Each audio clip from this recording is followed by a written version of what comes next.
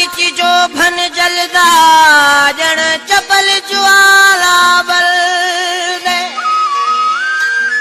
इवें दिल दा दे सुबले जिवें झंगल आला बलदे शोले शोले मोरा छलड़ा कर जझड़ जमाला बल आओ जाओ उस्ताद यसादा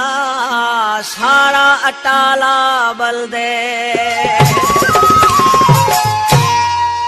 दीद तेरी दुनाली लग गई मेरी दीद धकानी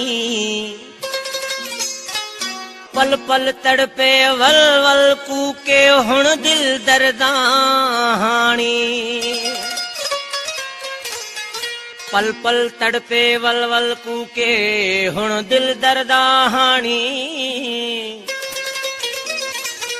आ मिलदा बुखारी दी सुन आघत बाहत पानी पातो वगो थिकारो धक लगो अथस दिलवारो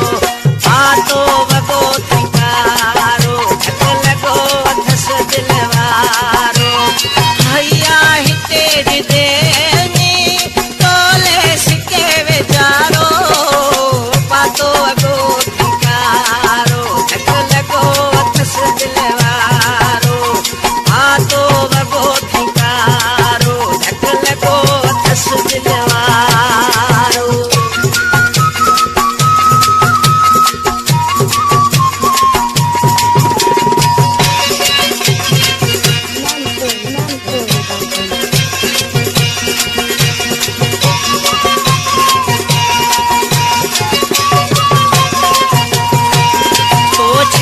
अथस विसारे घूरोई तोखे थुसारे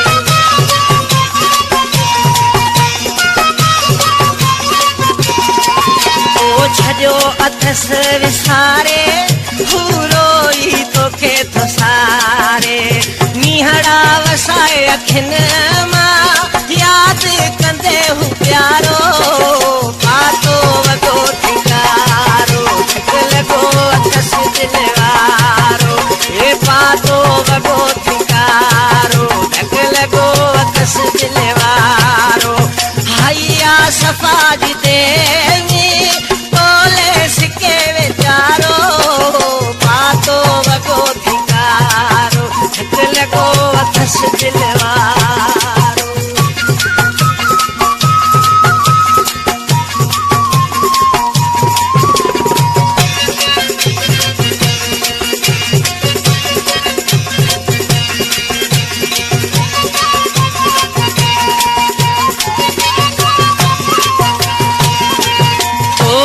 परे माखियड़ा कूड़ा ढोरनो साथियड़ा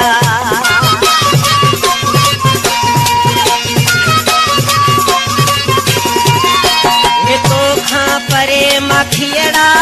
कूड़ा ढोरनो साथियड़ा अचण जी उम्मीदा मौला वराए वारो पातो वॻो थिकारो धक लगो अथस दिलवारो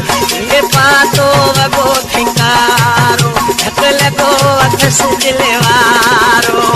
हैया सफ़ा जी देवी तोले सिके विचारो पातो वॻो थिकारो धक लगो अथस दिलवारो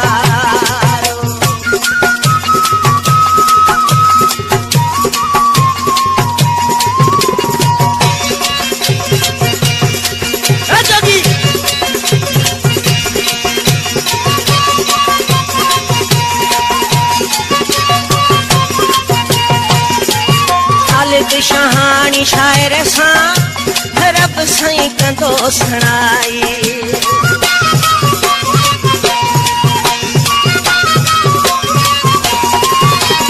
ख़ालिद शहानी शायर सां रब साईं कंदो सणाई ख़ुशि हूंदो सदाई अल्लाह जो सहारो पातो वॻो थिकारो धक लगो बस दिल